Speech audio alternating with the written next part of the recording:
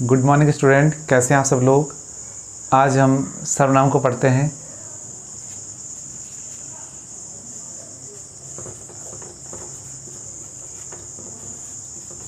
सर्वनाम, ठीक है।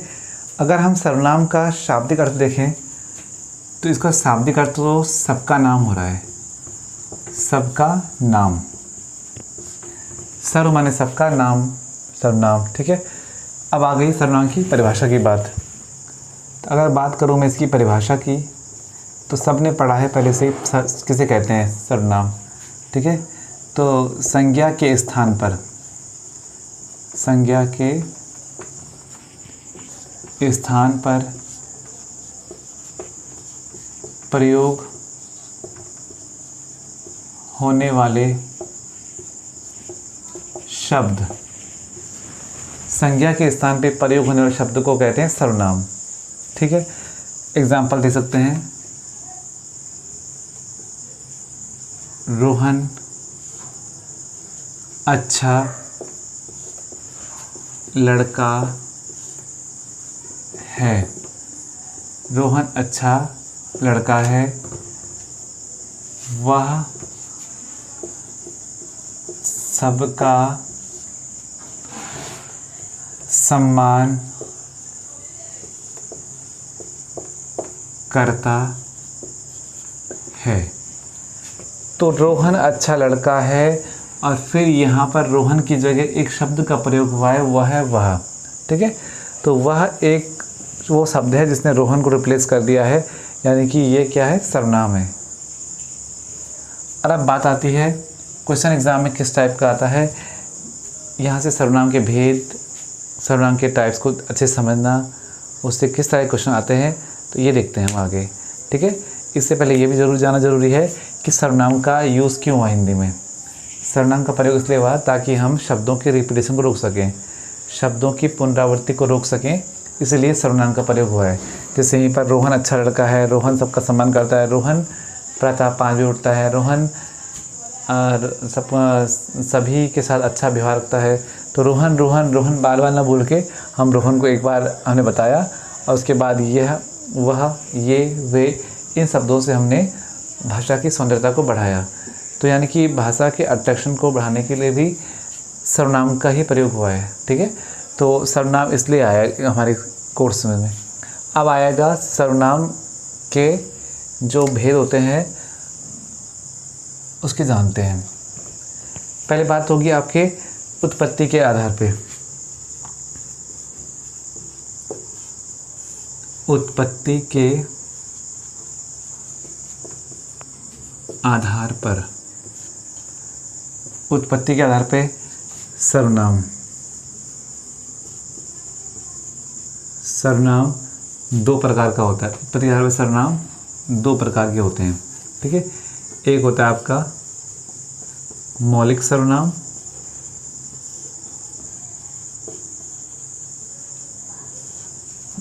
एक होता है आपका यौगिक सर्वनाम।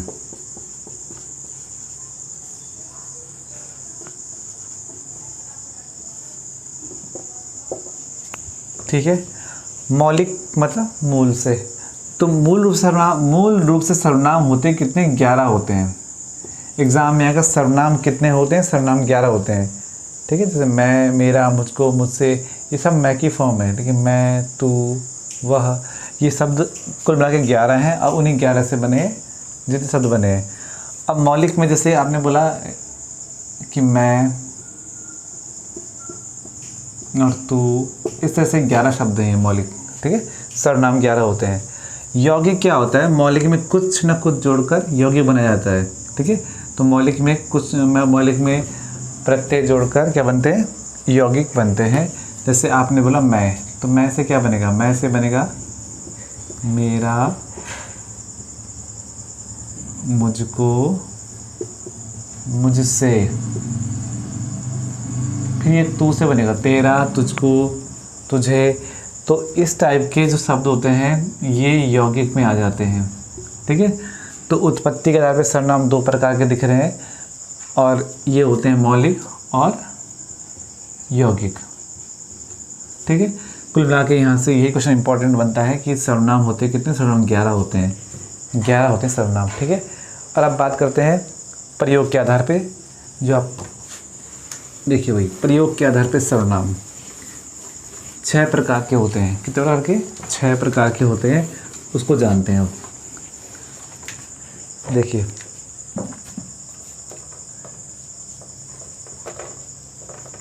प्रयोग के आधार पर सर्वनाम। प्रयोग के आधार पर सर्वनाम, तो प्रयोग के आधार पर सर्वनाम 6 प्रकार के होते हैं, 6 प्रकार के। नंबर एक होता है आपका पुरुषवाचक सर्वनाम।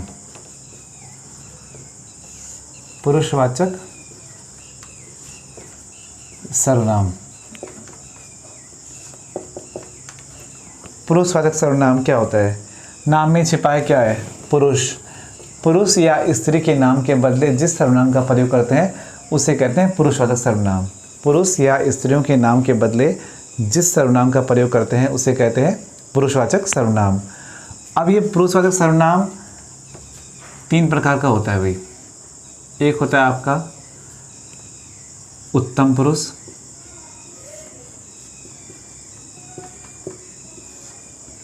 दूसरा होता है आपका मध्यम पुरुष,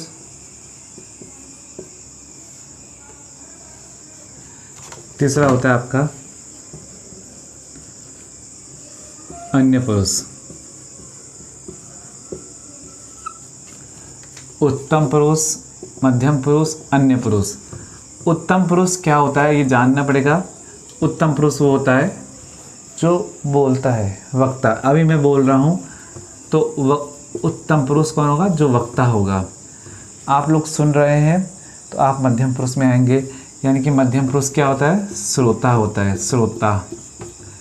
और ये अन्य पुरुष में अन्य आ जाएंगे, जो यहाँ पर है ही नहीं, जिनकी बातें होंगी वो अन्य होंगे। ठीक है, बात होती है उत्तम पुरुष की, तो आप अपने लिए जो कुछ कह सकते हैं वो उत्तम पुरुष होगा। ठीक है, मैं अपने लिए जो शब्दों का प्रयोग करूँगा वो उत्तम होगा। तो मैं, मुझे, मुझको, मुझसे, मेरा। ठीक है, ऐसे बहुत से शब्द होंगे जो आप अपने लिए जितने भी बोलते हो। हम, ठीक है, ये भी आप बोलते हैं, अपने लिए बोलते हो हम। तो इस जितने भी शब्द आप बोलते हो, हम, हमारा, हमको, ये जितने शब्द होंगे ये उत्तम में आएंगे। जो आप अपने लिए बोलते हो वो सब उत्तम में आते हैं। जो मैं आपके लिए बोलूँगा वो मध्यम में आएंगे। श्रोता, आप जितने हो आप श्रोता। ठीक है, तो मैं आपको तू बोलूँगा, तुझे बोलूँगा, तुझको बोलूँगा। ठीक है, आप बोलूँगा। ठीक है, जितने भी शब्द मैं आपको बोल सकता हूँ वो सब किस में आएंगे? मध्यम में आएंगे। अन्य पुरुष में क्या होगा? अन्य में आएंगे जो यहाँ है ही नहीं। ठीक है, वे, वो, उसे, उन्हें। तो जो यहाँ है नहीं, जितने भी होंगे, ये बहुत सारे वर्ड होंगे, ये सब शब्द क्या होंगे? सारे अन्य पुरुष में होंगे। ठीक है, तो पुरुषवाचक सर्वनाम क्या कहलाता है? जो स्त्री और पुरुषों के नाम के बदले प्रयोग होता है। ये 3 प्रकार का होता है। उत्तम पुरुष यानी कि जो बोलने वाला होगा उत्तम में आएगा। मध्यम पुरुष जो सुनने वाला होगा वो मध्यम में आएगा। अन्य में आएंगे जो यहाँ पर है ही नहीं, जिनकी बातें होंगी 3rd पर्सन। ठीक है, तो ये था आपका पुरुषवाचक सर्वनाम। नंबर 2 देखेंगे। नंबर 2 मैं बहुत धीरे धीरे आपको समझा रहा हूँ ताकि आप लोग प्रॉपर नोट्स बना पाएँ और एग्ज़ाम में क्वेश्चन आ जाता है तो आप उसको अटेम्प्ट कर पाएँ। ठीक है, नंबर 2 देखते हैं। नंबर 2 एक हो गया आपका उत्तम पुरुष, नंबर 2, और एक हो गया पुरुषवाचक। अब दूसरा आएंगे, दूसरा होगा आपका निश्चयवाचक सर्वनाम। निश्चय,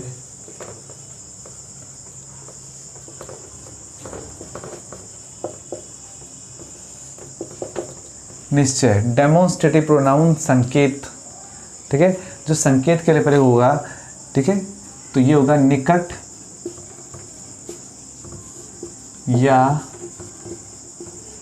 दूर की वस्तुओं, निकट या दूर की वस्तुओं का संकेत। निकट या दूर की वस्तुओं का संकेत जिन शब्दों द्वारा प्रकट होता है उसे कहते हैं निश्चयवाचक सर्वनाम। ठीक है, अब देखो जैसे ये आप जानते हैं, एग्जाम्पल में बताऊं मैं आपको, तो आप बोलते हो यह, वह, ये, वे। ठीक है, पास के लिए आप यह करते हैं, दूर के लिए आप वह करते हैं। ठीक है, this and that, these and those आपने पढ़ा होगा इंग्लिश में भी। ठीक है, एग्जाम्पल के थ्रू समझेंगे तो आप बोलते हो यह मेरी पुस्तक है, यह मेरी पुस्तक है। तो इसमें यह जो है क्या हो गया, आप संकेत कर रहे हैं तो ये क्या होगा, निश्चयवाचक सर्वनाम हो गया। वह उसकी पुस्तक है। तो आप जब जिस शब्द से संकेत करते हैं, यह, वह, दूर की वस्तु के लिए वह, पास के लिए यह, तो ये क्या होंगे, आपके निश्चयवाचक सर्वनाम होंगे। ठीक है, अब थर्ड देखते हैं। थर्ड आता है आपका अनिश्चयवाचक सर्वनाम। थर्ड आता है अनिश्चयवाचक सर्वनाम।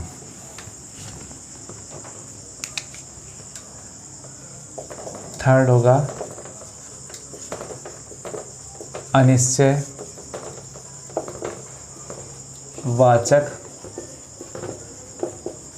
सर्वनाम। अनिश्चयवाचक सर्वनाम। ठीक है, नाम आपका शब्द में छुपा है परिभाषा अनिश्चय। जिन शब्दों से अनिश्चितता का वो होता है वो अनिश्चयवाचक सर्वनाम कहलाते हैं। एग्जाम्पल से देखते हैं, सीधा एग्जाम्पल ही कर देते हैं इसके। जैसे बोलेंगे उसने कुछ नहीं लिया। कुछ का मतलब पता नहीं चल रहा है, अनिश्चितता का बोध हो रहा है कुछ। ठीक है, एग्जाम्पल नंबर 2 देखेंगे। पानी में कुछ पड़ा है। कुछ क्या हुआ, समझ नहीं आया, कुछ क्या है, अनिश्चितता है इसमें। तीसरा, कोई आ रहा है। कोई से अनिश्चितता कब होता है, तो ये आपका क्या हो गए, अनिश्चयवाचक सर्वनाम हो गए। ठीक है, सिंपल सी है चीज़ें, इनको आपने सिर्फ ऑब्जर्व करना है और नोट्स आपने प्रॉपर बनाने हैं, इसलिए हो जाएगा अटेम्प्ट ये। ठीक है, चौथा देखेंगे। चौथा होगा आपका, चौथे में आएगा प्रश्नवाचक सर्वनाम। प्रश्नवाचक सर्वनाम। प्रश्नवाचक सर्वनाम। प्रश्नवाचक सर्वनाम के लिए बहुत ज़रूरी है कि उसमें आपका क्वेश्चन मार्क लगा हो, क्वेश्चन मार्क। ठीक है, प्रश्न, जैसे आप एग्जाम्पल से समझते हैं डायरेक्ट, सिंपल सा है तो। ठीक है,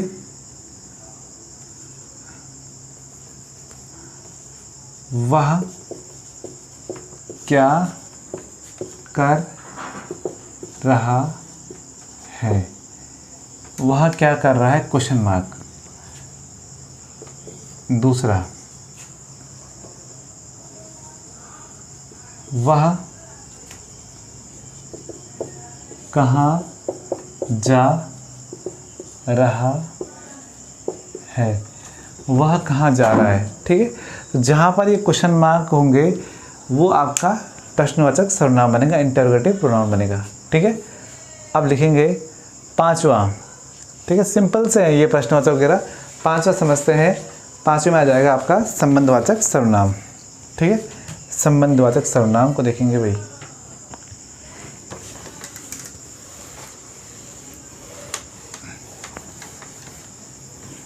पांचवा आएगा संबंधवाचक सर्वनाम।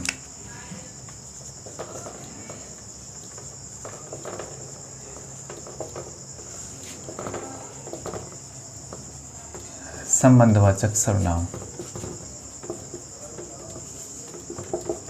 संबंधवाचक सर्वनाम क्या होता है, संबंध जो संबंध को जोड़ता है, ठीक है, ऐसे शब्द, तो वो आयत के होंगे जो, सो,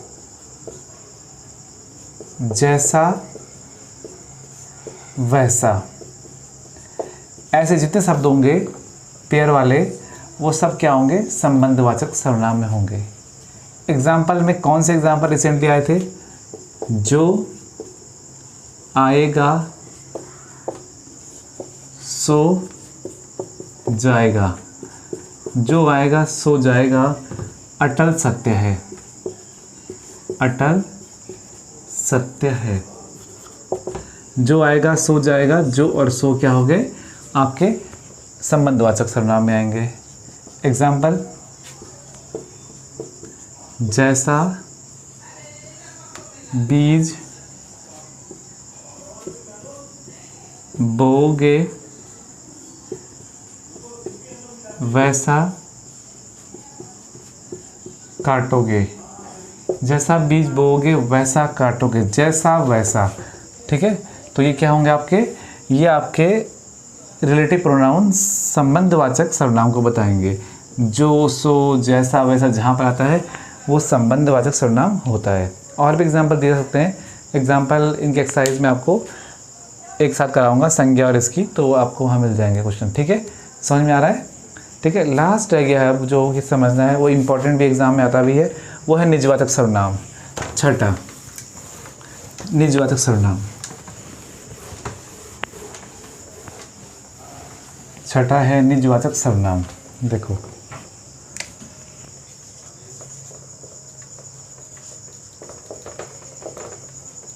निजवाचक सर्वनाम।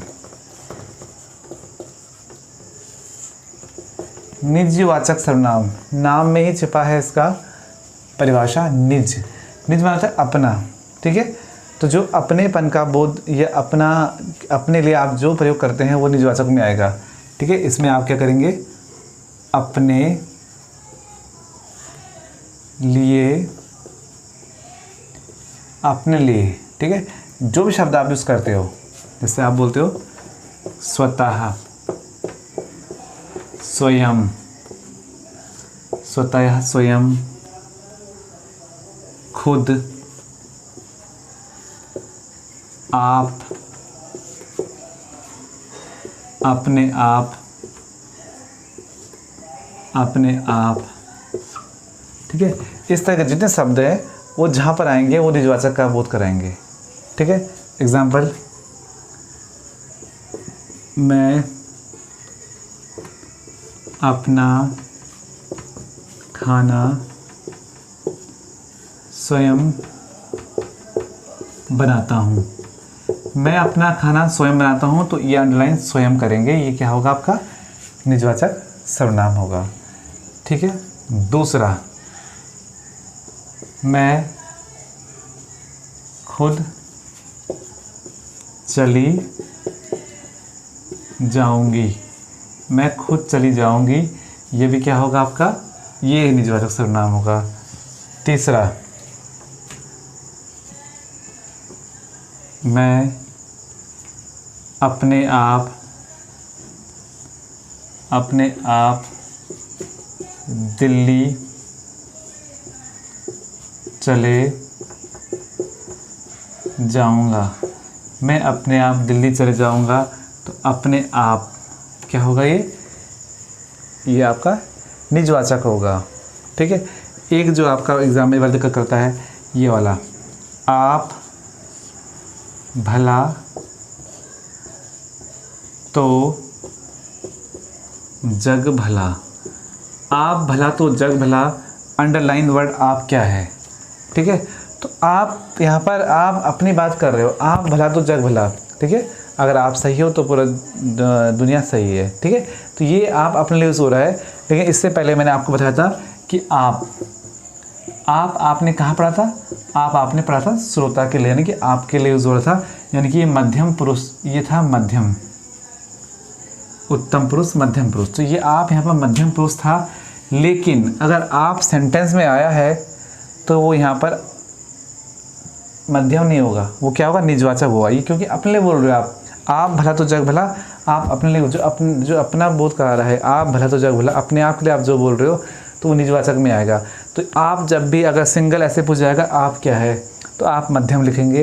लेकिन अगर सेंटेंस में क्या आएगा तो आपको लिखना पड़ेगा आप निजवाचक है। ठीक है, समझ में आई बात। अगर वो कहीं पर लिखा हुआ आएगा आप किस प्रकार का सर्वनाम है तो आप मध्यम बोलेंगे, लेकिन अगर सेंटेंस में क्या आएगा तो आपको बोलना पड़ेगा निजवाचक सर्वनाम है। ठीक है, तो ये थोड़ा सा कन्फ्यूजन रहता है, बाकी सिंपल सा है, कोई दिक्कत नहीं है। तो ये है आपका सर्वनाम है। ठीक है, तो सर्वनाम आपने जाना। सर्वनाम की परिभाषा सबका नाम। सर्वनाम होते कितने? सर्वनाम 11 होते हैं मूल रूप से। अगर पूछे प्रयोग के आधार पर सर्वनाम के भेद, तो 6 प्रकार का सर्वनाम होता है। पहला आपने पढ़ा था पुरुषवाचक, जो स्त्री और पुरुषों के नाम के बदले प्रयोग होगा वो पुरुषवाचक होगा। ठीक है, 3 प्रकार का है, उत्तम, मध्यम और अन्य। उत्तम जो बोलता है उत्तम होता है, आप अपने जो बोलेंगे आप उत्तम में बोलेंगे। ठीक है, मध्यम जो सुन रहा है, मैं आपके लिए जो बोलूँगा आप मध्यम में आएंगे। ठीक है, अन्य जो यहाँ पर है ही नहीं, उनकी बातें होंगी तो अन्य में आएंगे। दूसरा आपका पूरा था निश्चयवाचक सर्वनाम, तो निकट या दूर की वस्तुओं का संकेत जिन शब्दों से बताते हैं उसको क्या होगा? निश्चयवाचक सर्वनाम होगा। यह वह ये वे। फिर अनिश्चयवाचक जो अनिश्चितता का बोध कराते हैं, कोई कुछ, कुछ भी, कुछ। ठीक है, इसके बाद मैंने बताया था आपको कि प्रश्नवाचक, तो प्रश्नवाचक के लिए प्रश्न इंटरोगेटिव साइन होना ज़रूरी है।